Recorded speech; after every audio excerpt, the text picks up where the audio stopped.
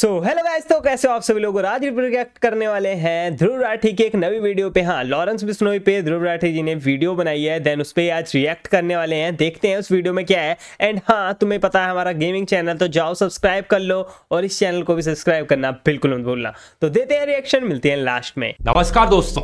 Black buck यानी काले हिरण जैसे वन जीवों को बचाने के लिए किसी इंसान के अंदर कितना जुनून सवार हो सकता है, इसे जानकर आप भी हैरान हो जाएंगे। ये कहानी है एक नौजवान की जिसके डिस्ट्रिक्ट में हर महीने काले हिरण मर रहे थे। ये देखकर उसे गुस्सा आता था, वो उदास होता था, लेकिन समझ नहीं पाता था कि क्या किया जाए। जब ये लड़का कॉलेज में था तो इसने अपनी बिश्नोई कम्युनिटी की एक कॉन्फ्रेंस अटेंड करी जो जंगलों को काटे जाने और वाइल्ड लाइफ को पहुंच रहे नुकसान को लेकर थी। यही वो समय था जब इस युवक के मन में जिंदगी के मायने बदल गए। अपनी पढ़ाई पूरी करके ये गांव वापस आया और संकल्प लिया हिरणों को बचाने का। लेकिन सवाल ये था कि 20 साल का लड़का आखिर शिकारियों का मुकाबला कैसे करेगा। उसने सभी गांव वालों को कहा कि जब भी शिकार की कोई संभावना हो तो मुझे अलर्ट कर देना। एक बार गांव के एक इन्फॉर्मर ने उसे ऐसी ही जानकारी दी कि कहीं पर शिकार होने वाला है। सर्दियों की रात थी, तापमान करीब 14 डिग्री था, लेकिन फिर भी इस नौजवान ने अपनी मोटरसाइकिल उठाई और 30 किलोमीटर मोटरसाइकिल पर गया। जब तक ये वहां पर पहुंचा, अफसोस हिरन ऑलरेडी मारा जा चुका था। उसका मांस वहां पकाया जा रहा था, लेकिन फिर भी इसने पुलिस को बुलाया और शिकारी को गिरफ्तार करवाया। वाइल्ड लाइफ एक्ट 1972 के शेड्यूल 1 के तहत उसके खिलाफ केस दर्ज होता है। ये वहां के लोकल शिकारियों के लिए एक वार्निंग के जैसा था। कुछ समय बाद एक और ऐसा ही केस सामने आया। फिर से इंफॉर्मेशन मिली कि यहाँ पर एक हिरन मारा जाएगा और एक बार फिर से वहां पहुंचने तक हिरन का शिकार किया जा चुका था। इसे एक युवक ने अकेले शिकारियों को किसी तरीके से रोकने की कोशिश करी तो एक शिकारी ने उसके सिर पर बंदूक लगा दी। युवक ने कहा कि उसे डर तो महसूस हुआ, लेकिन उसे लगा कि अगर किसी प्रजाति को बचाने के लिए अपनी जान जोखिम में डालना जरूरी है तो यही सही। कुछ समय बाद पुलिस आती है और शिकारी को गिरफ्तार कर लेती है और कुछ इस तरीके से इसकी जान बच पाती है। जानते हैं दोस्तों हमारी इस कहानी में ये युवक कौन है। ये हैं बिश्नोई, 51 साल के अनिल बिश्नोई। इनकी कहानी पब्लिश हुई थी द बेटर इंडिया में, एक बेहतरीन मीडिया पोर्टल जो रेगुलरली ऐसे बहुत से रियल लाइफ हीरोज पर स्पॉटलाइट डालते हैं। अनिल बिश्नोई राजस्थान के लक्सार गांव में रहने वाले एक किसान हैं। आज तक 300 से ज्यादा शिकारियों को रंगे हाथ पकड़ चुके हैं। ये केस दर्ज करवाते हैं, गवाही देते हैं और जब तक केस चलता है फॉलो अप भी करते हैं और मुजरिमों को जेल तक पहुंचाने का काम करते हैं। ब्लैक बक्स की मौत के पीछे शिकार के अलावा कुछ और भी कारण हैं, जैसे कि रोड एक्सीडेंट्स, एक्सट्रीम क्लाइमेट्स, कुत्तों द्वारा काट लिया जाना। इसलिए अनिल बिश्नोई ने गांव से 2 लाख रुपए का चंदा इकट्ठा किया और 66 पोखर तैयार करवाए जहां गर्मी में जानवर पानी पी सके। किसी जानवर को चोट लगती है तो ये उसे अपने घर पर या फॉरेस्ट डिपार्टमेंट के मेडिकल सेंटर पर फर्स्ट एड देते हैं। अगर हिरण के बच्चे की मां मर जाती है तो हिरण के बच्चे को तब तक पाल लिया जाता है जब तक वो जंगल में छोड़ने लायक ना हो जाए। आज राजस्थान के 12 डिस्ट्रिक्ट्स में 3000 लोग उनकी टीम में जुड़े हुए हैं और इतने सालों में उन्होंने मिलकर करीबन 10,000 काले हिरण और चिंकारा हिरण को मारे जाने से बचाया है। यही कारण है कि राजस्थान की सरकार ने अनिल बिश्नोई को Amrita Devi environmental protection award से भी सम्मानित किया था। अब कमाल की बात देखिए दोस्तों, सोशल मीडिया पर कुछ लोग बिश्नोई की जबरदस्त तारीफ में लगे हुए हैं।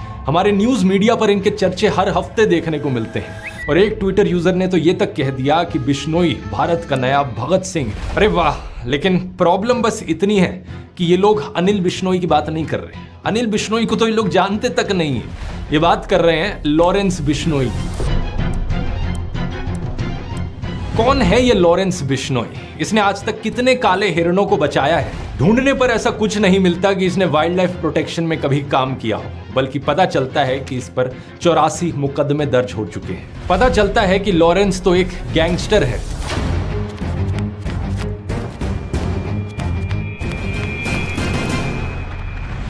अनिल बिश्नोई ने एक तरफ अपनी पढ़ाई करी सूरतगढ़ कॉलेज से और एनवायरनमेंट और वाइल्ड लाइफ प्रोटेक्शन को अपना मिशन बना लिया।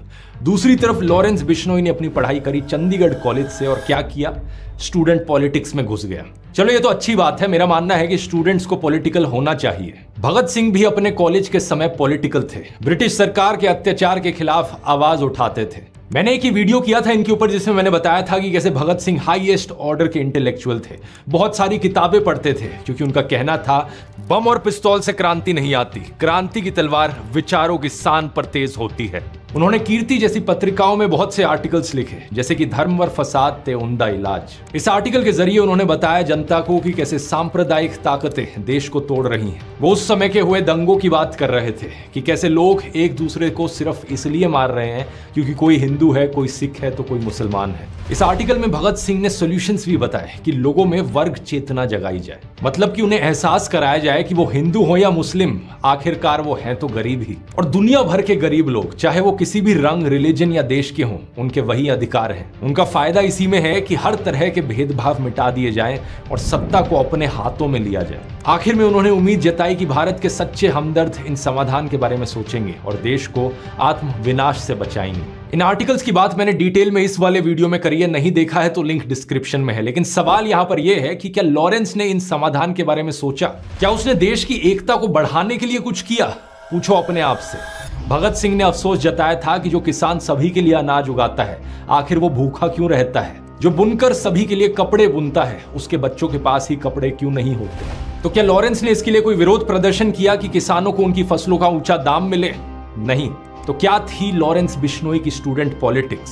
पुलिस डोसियर से पता चलता है कि लॉरेंस बिश्नोई स्टूडेंट पॉलिटिक्स के चुनाव में किसी कैंडिडेट के लिए कैंपेन कर रहा था जब दूसरी चुनावी पार्टी वालों से झगड़ा हो गया। उसके एक दोस्त ने पहले वार्निंग देने के लिए बंदूक चलाई और 5 दिन बाद उसने और उसके दोस्तों ने राइवल कैंडिडेट के लिए कैंपेन करने वाले किसी आदमी की कार जला दी। उसके 8 दोस्तों के साथ उसे गिरफ्तार किया गया। जेल में वो हथियारों के सप्लायर से मिला। जेल से जब बाहर आया तो गुंडागर्दी चलती रही, उस पर कई केस हुए, लेकिन दोनों पार्टी ने जब समझौता कर लिया तो केस क्वॉश हो गए। ये साल 2010 की बात है जब उसने पंजाब यूनिवर्सिटी की स्टूडेंट ऑर्गेनाइजेशन के प्रेसिडेंट पोस्ट के लिए चुनाव लड़ा। इस आर्टिकल को देखिए। चुनाव हार गया तो अलेजिडली इसने अपने राइवल कैंडिडेट को अटैक कर दिया। साल 2011 में जब वो जमानत पर बाहर आया तो उसने फिर से चुनाव लड़ा और इस बार जीत गया। कॉलेज में रहते रहते ही करीब 18 मुकदमे इस पर दर्ज हो चुके थे। साल 2012 में लॉरेंस को उसकी लॉ डिग्री मिल जाती है और कोई भी आम इंसान अपनी लॉ डिग्री लेने के बाद क्या करेगा? लॉ की प्रैक्टिस शुरू कर देगा।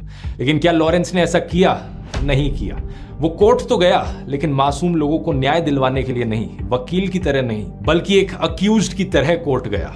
2013 में उसने अपनी तरफ से प्रेसिडेंट पोस्ट के लिए किसी को नॉमिनेट किया और इस आर्टिकल को देखिए। कैंपेन के दौरान एलिजिडली उसने और उसके एसोसिएट्स ने राइवल नॉमिनी को जान से मार दिया और ये लोग फरार हो गए। 2014 में लॉरेंस एक पुलिस पिकेट पर पकड़ा गया। 2015 में एक कोर्ट में पेशी के दौरान वो पुलिस कस्टडी से भाग गया, लेकिन उसे फिर से गिरफ्तार किया गया। इस पॉइंट ऑफ टाइम तक वो गैंग के मुखिया के रूप में अपनी पोजीशन जमा चुका था। अब लॉरेंस के दोस्त गोल्डी बराड ने गैंग को चलाना शुरू किया। साथ ही इस नए भारत में ईज ऑफ डूइंग बिजनेस भी है दोस्तों, इसलिए जेल में रहकर भी क्रिमिनल अपना धंधा चला पाता है। तो अब लॉरेंस ने हाथ मिलाया एक और गैंगस्टर संदीप उर्फ काला जठेड़ी से। बाद में इनका झगड़ा हो गया, लेकिन पुलिस का कहना है कि जब ये साथ थे तब लॉरेंस काला जठेड़ी गैंग ने मिलकर दिल्ली, पंजाब, हरियाणा, राजस्थान में 30 मर्डर किए। मर्डर का मतलब समझते हैं आप? फिल्मों में एंटरटेनमेंट के नाम पर मर्डर इतना ज्यादा नॉर्मलाइज्ड है, स्टाइलाइज्ड है, जैसे कि पबजी जैसा कोई वीडियो गेम हो। मानो गेम ओवर हुआ तो फिर से रीसेट हो जाएगा, लेकिन असल जिंदगी में जब लोग मारे जाते हैं तो वो लौट कर नहीं आते। हमेशा के लिए उनके परिवार उजड़ जाते हैं, ना केवल फाइनेंशियली बल्कि इमोशनली भी। 30 से ज्यादा परिवार उजड़ गए यहाँ पर। लॉरेंस के सबसे बड़े दुश्मनों में से एक था दविंदर बम्बीहा। किस बात पर दुश्मनी थी इन लोगों की? क्या ऐसा था कि दविंदर बम्बीहा एक इंटरनेशनल नेटवर्क की मदद से देश में धार्मिक दंगे भड़काने का काम कर रहा हो, या फिर युवाओं को ड्रग्स सप्लाई कर रहा हो और लॉरेंस यहाँ इन सबको रोकना चाह रहा हो? नहीं, ऐसा कुछ भी नहीं था। वैसे कल को अगर कोई लॉरेंस पर बॉलीवुड फिल्म बनेगी तो जरूर ऐसा कुछ ग्लोरिफिकेशन, जस्टिफिकेशन कर देंगे ये लोग। लेकिन सच्चाई ये है कि लॉरेंस और दविंदर की दुश्मनी थी एक्सटॉर्शन मनी, यानी हफ्ता वसूली को लेकर। इसका मतलब है कि खून पसीने की, मेहनत की कमाई करना जिसके बस की बात नहीं है, वो लोग दूसरों को धमकाकर उनका पैसा लूटते हैं। धमकी देते हैं कि अगर पैसा नहीं दिया तो जान से मार देंगे, और अगर पैसा दोगे तो कुछ नहीं कहेंगे और दूसरे गैंग से भी तुम्हें बचाएंगे। दविंदर बम्बीहा का एक्सटॉर्शन रैकेट चंडीगढ़, मोहाली और पंचकुला में चलता था। लॉरेंस को भी यही पाप की कमाई चाहिए थी, तो इनकी इंटर गैंग राइवलरी की वजह से पंजाब, दिल्ली, चंडीगढ़ में शूटआउट्स हुए।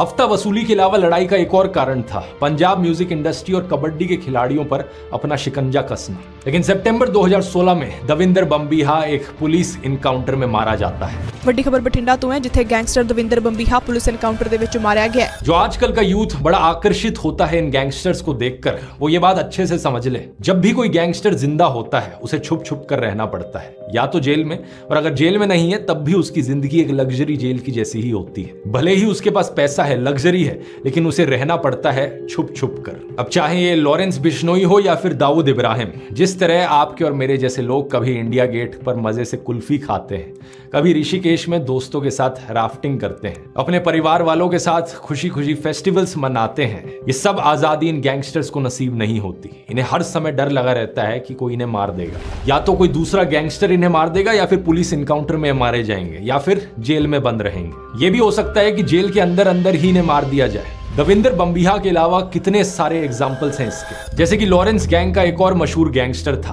अंकित बहादुर। जब लॉरेंस को जेल हुई तो पंजाब और राजस्थान में अंकित ने ही गैंग को संभाला। इस पर 4 मर्डर और 15 एक्सटॉर्शन केसेस चल रहे थे, और फरवरी 2019 में जीर कपूर में पुलिस इसका एनकाउंटर कर देती है और यह मारा जाता है। लेकिन इतना ही नहीं, जनसत्ता की एक रिपोर्ट में बताया कि इसकी मौत के बाद इसके पिता ने अस्पताल में इसका शव ले जाने से मना कर दिया। उन्होंने कहा कि मेरे बेटे ने जो किया है उसका अंजाम यही होना था, और मैं देश के यूथ से अपील करता हूं कि कोई भी मेरे बेटे जैसा ना बने। अगर कोई बनेगा तो उसके साथ भी यही होगा। ऐसे ही एक कहानी है ड्रेडेड क्रिमिनल जितेंद्र गोगी की। ये भी लॉरेंस बिश्नोई काला जठेड़ी गैंग से जुड़ गया था। 4 साल तक पुलिस से आंख में चोली चलती रही, और आखिरकार मार्च 2020 में पुलिस ने इसे धर दबोचा। रोहिणी कोर्ट में इसे हियरिंग के लिए लाया जा रहा था कि तभी 2 लोग वकील के कपड़ों में आए और कोर्ट प्रेमिसेस में ही इसे गोली मार दी।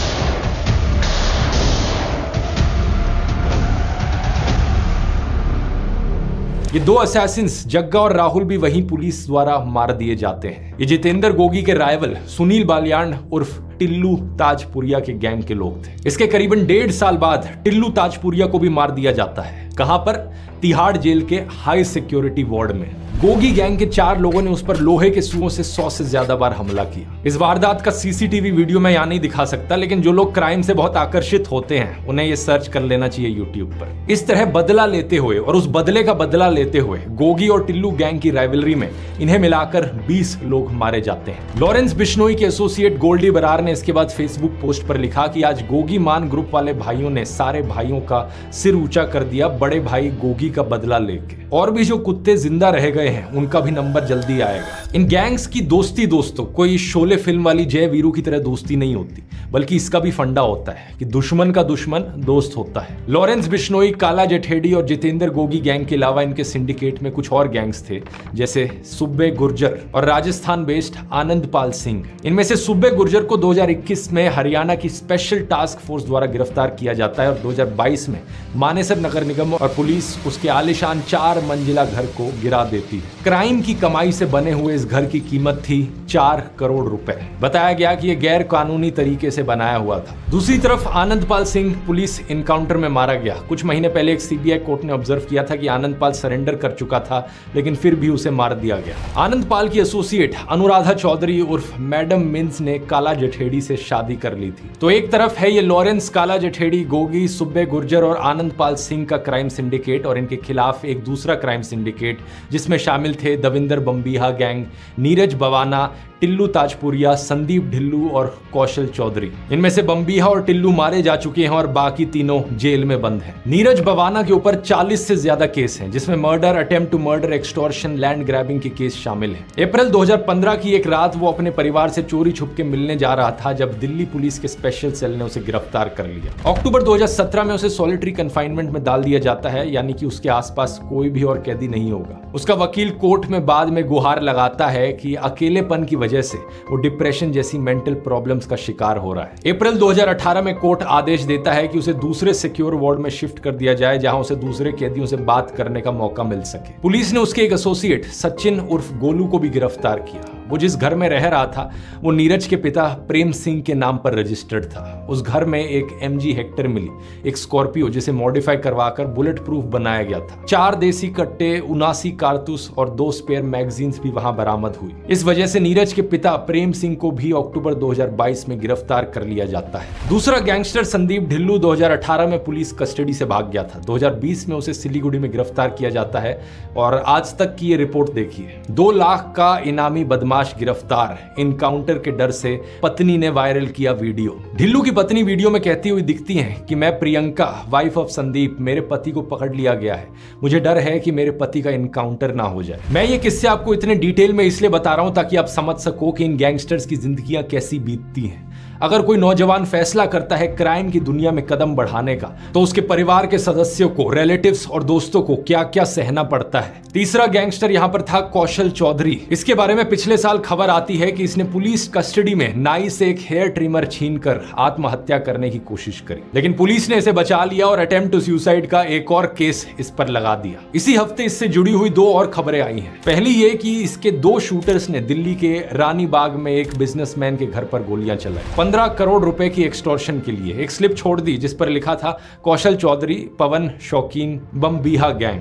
दोनों शूटर्स को गिरफ्तार कर लिया गया। दूसरी खबर देखिए, कौशल चौधरी ने लॉरेंस को मरवाने के लिए प्लान बनाया। इसी से ही रिलेटेड कुछ दिन पहले की यह खबर भी देखिए। क्षत्रिय करनी सेना ने 1,11,11,111 रुपए का इनाम देने की घोषणा करी है उस पुलिस ऑफिसर को जो लॉरेंस बिश्नोई को मारेगा। ऐसा इसलिए क्योंकि करनी सेना के अध्यक्ष सुखदेव सिंह गोगामेडी की हत्या कर दी गई थी और इसकी जिम्मेवारी लॉरेंस गैंग ने ली थी। कुछ दिन बाद इस खबर में अपडेट आता है कि सिर्फ पुलिस ऑफिसर को ही नहीं, अगर साबरमती जेल में बंद कोई कैदी भी लॉरेंस को मारेगा तो भी उसे ये इनाम मिलेगा। जो पुलिसकर्मी लॉरेंस बिश्नोई का एनकाउंटर करेगा, उस पुलिसकर्मी को 1,11,11,111 रुपए का पुरस्कार करनी सेना द्वारा प्रदान किया जाए। लेकिन दूसरी तरफ से कौशल चौधरी भी लॉरेंस की हिट लिस्ट पर है। ऐसा लॉरेंस ने NIA को पूछताछ में बताया। क्या कारण है इसके पीछे? कौशल चौधरी का रोल बताया जाता है विक्की मिद्धू खेड़ा के मर्डर में। विक्की लॉरेंस का करीबी था उसकी स्टूडेंट पॉलिटिक्स के टाइम से। अगस्त 2021 में उसका मर्डर किया जाता है। विक्की का नाम अक्टूबर 2020 की सिर्फ एक FIR में था जो लिखी गई थी चंडीगढ़ के सेक्टर 39 पुलिस स्टेशन में। इस FIR में विक्की पर आरोप था कि वो लॉरेंस गैंग का मेंबर था और उस गैंग के सदस्यों को लॉजिस्टिकल सपोर्ट देता था। मर्डर के 1 साल बाद मोहाली के SSP विवेकशील सोनी ने भी अपने बयान में यही कहा था कि लॉरेंस गैंग का करीबी होने के कारण विक्की राइवल बमबीहा गैंग का टारगेट था। दविंदर बमबीहा के मारे जाने के बाद इस गैंग को चला रहा था लक्की पड़ियाल। दिल्ली पुलिस की काउंटर इंटेलिजेंस यूनिट ने केस को क्रैक करते हुए बताया कि लक्की पड़ियाल के इंस्ट्रक्शंस पर कौशल चौधरी और अमित डागर ने इसकी साजिश रची थी। 4 शार्प शूटर्स को इसके लिए हायर किया गया था और बमबीहा गैंग के 12 गैंगस्टर्स गिरफ्तार हुए थे जिनमें 3 शूटर्स शामिल थे। उन्होंने भी इंटेरोगेशन में कौशल चौधरी और अमित डागर का नाम लिया। यहाँ हमारी कहानी में एक और किरदार की एंट्री होती है। अमित डागर को लेकर नव भारत टाइम्स की एक रिपोर्ट में बताया गया कि एक समय पर कौशल गिरोह के अमित डागर ने लॉरेंस को धमकी देकर फिरौती मांगी थी। लॉरेंस के फिरौती ना देने पर अमित डागर के गुंडों ने लॉरेंस से जुड़ी हुई एक कंस्ट्रक्शन कंपनी के अधिकारी की जयपुर में हत्या कर दी। बताया जाता है कि तब लॉरेंस बिश्नोई ने अमित डागर को 5 करोड़ रुपए की फिरौती दी थी।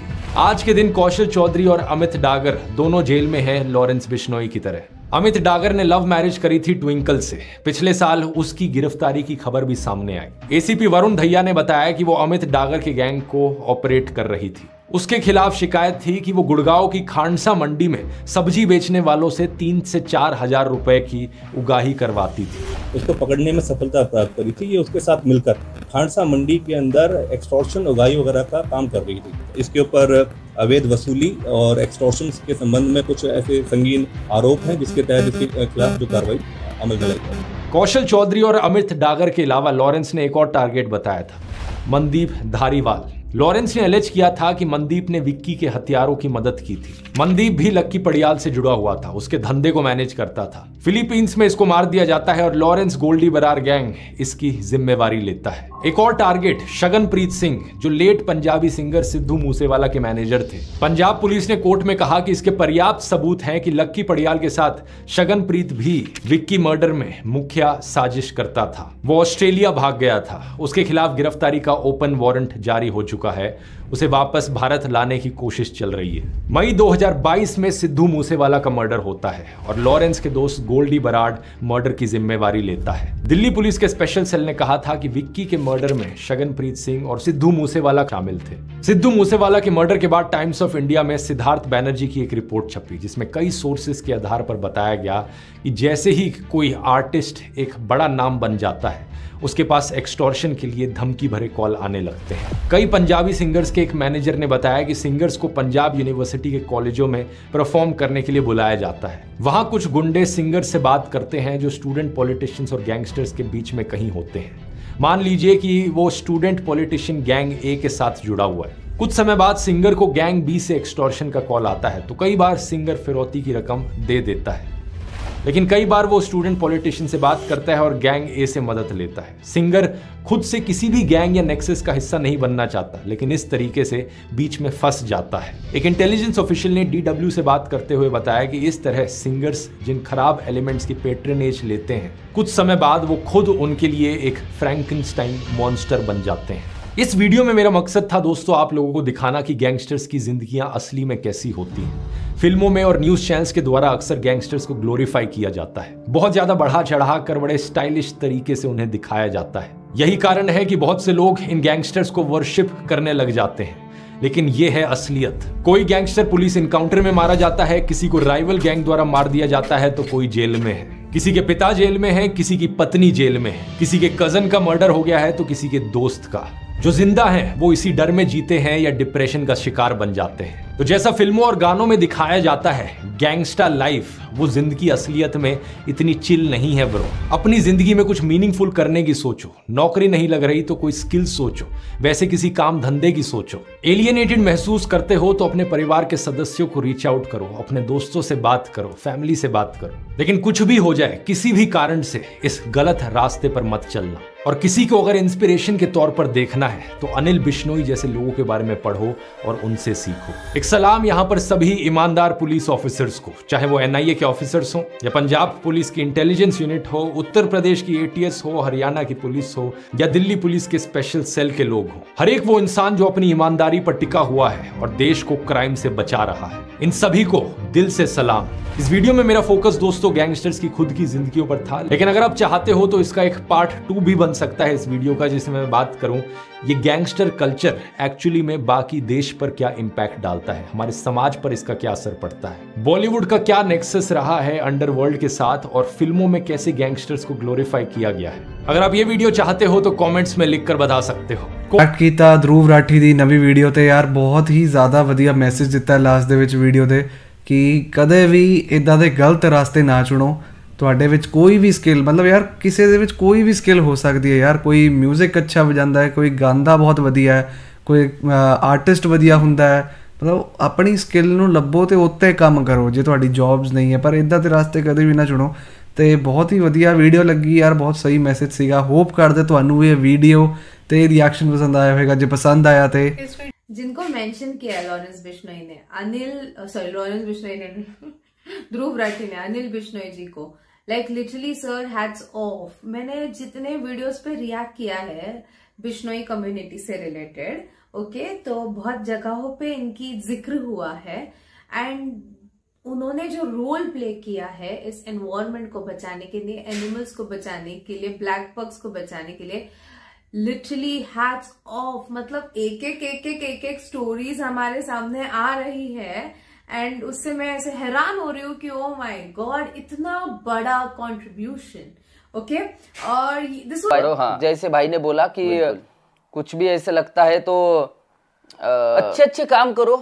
जैसे हम अपने हर वीडियो में बोलते, हर वीडियो में बोलते कुछ नहीं यार, नहीं जम रहा यूट्यूब खोलो, यूट्यूब वीडियो बनाओ। बिल्कुल नहीं ये हो रहा है, रील्स बनाओ, कोई बात नहीं, पढ़ाई करो, और क्या बोलते हैं उसको, जो भी मतलब होता है यार, बिल्कुल अच्छे काम करो बस।